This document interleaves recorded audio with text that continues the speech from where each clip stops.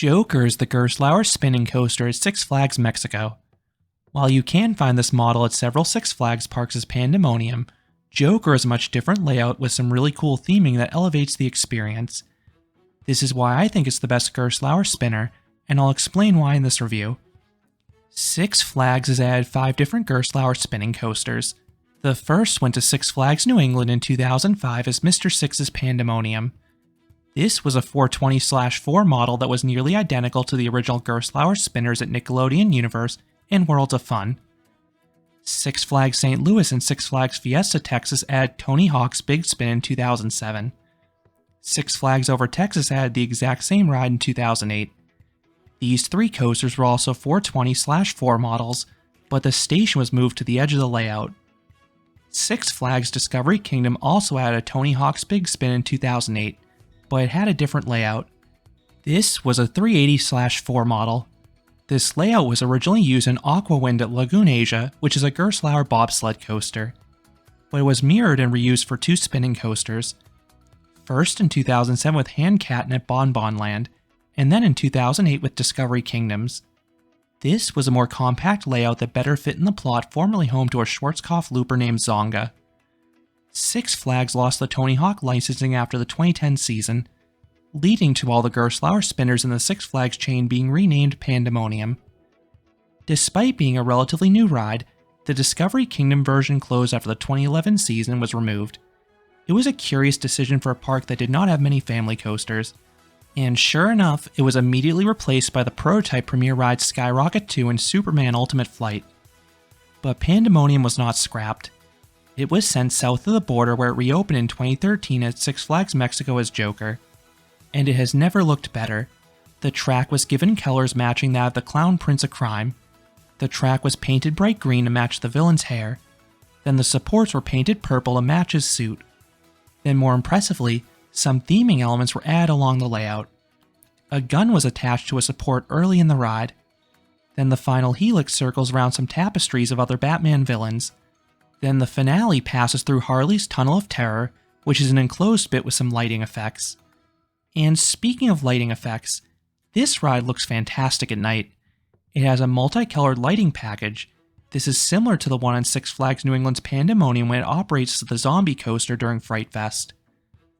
Then I also have to mention the queue line. Most of it consists of awful switchbacks with nothing to see, but the last part of it passes through a funhouse. If you have been on Joker Carnival of Chaos at Six Flags Fiesta Texas, this will feel sort of similar. Mexico's does not have the same amount of theming. Instead, you just have some mirrors and words on the wall. Rather, it's more about the gags and physical effects. You enter through a giant Joker mouth and have a vortex tunnel. While this effect is usually disorienting, I didn't find it quite as effective here. Not sure if it was because it was brighter than usual, or because there were always people in front of me. You then have a series of platform effects. They're fairly mild compared to some other fun houses overseas, but they still can make you stumble compared to ones in the US, especially because you have some colorful strobe lights along the way that can disorient you. I think the best effect has to be the spinning wheel with a pole extending to the ceiling. This thing can spin at a shockingly fast clip, which is a precursor to what's to come. Just make sure to hold on or else you could easily fall. And don't worry, if you have the Flash Pass Skip the Line system, you still get to experience the funhouse.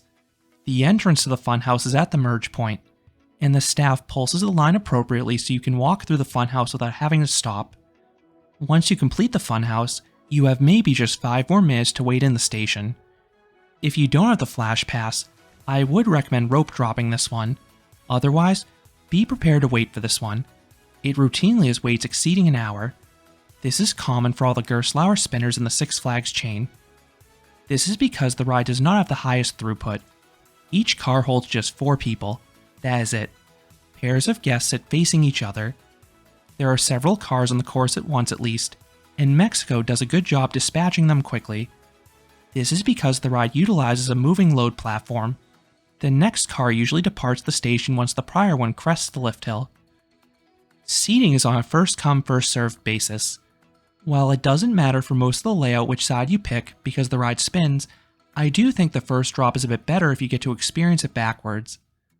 While the crew moves quickly, There is one annoying operational policy.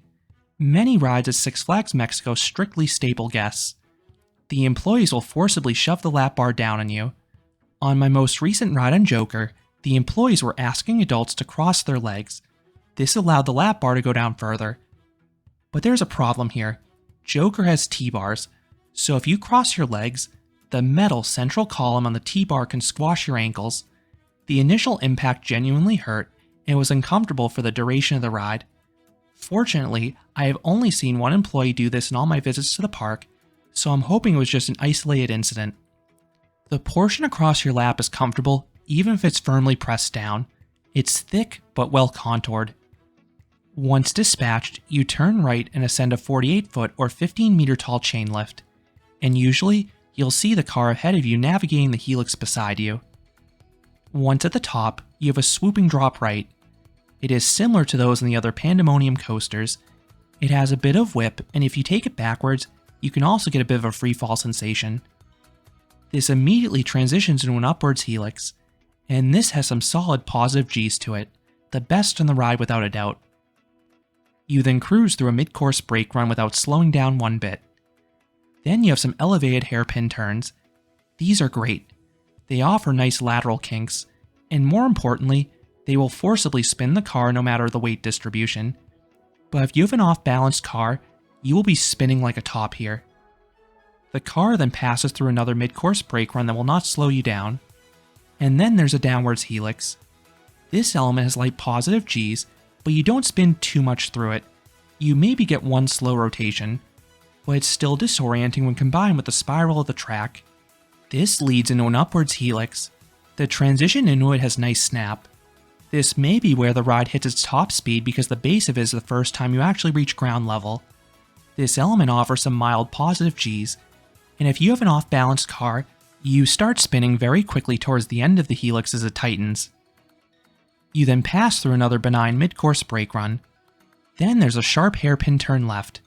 If the helix didn't get you spinning, this will usually do the trick.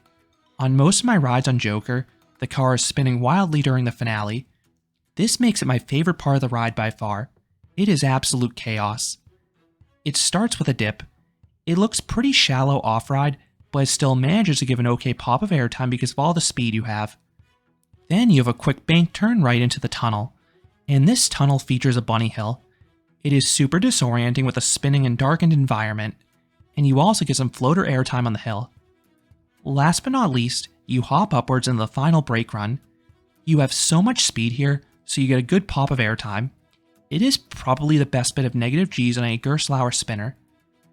Then you return to the station, ending the 1,351 foot or 412 meter long coaster. In terms of smoothness, this ride tracks very well. That's usually the case with this ride model. The only possible discomfort is if you have to cross your legs for the T-bar like I did on one of my rides, but again, I hope that was an isolated incident. Then in terms of pacing, this is one of the better spinning coasters. Between the lack of braking, usually strong spinning, and surprising airtime pops, this thing keeps me engaged start to finish. So what would I rate Joker? I would give this spinning coaster an 8 out of 10. This is one of the few coasters that can reliably make me dizzy. It spins that much. Then the layout is enjoyable too with a mix of hairpin turns, helixes, and the airtime hills. Then you also have that funhouse queue line, which is something I genuinely look forward to each ride. All of this makes it the best Gerstlauer spinner. So those are my thoughts on Joker at Six Flags Mexico. Do you enjoy this spinning coaster as much as me? Let me know down in the comments. If you enjoyed this review, I would appreciate it if you gave this video a like, and you considered subscribing, because there'll be a lot more roller coaster amusement park videos here at Canopy Coaster. Thanks for watching.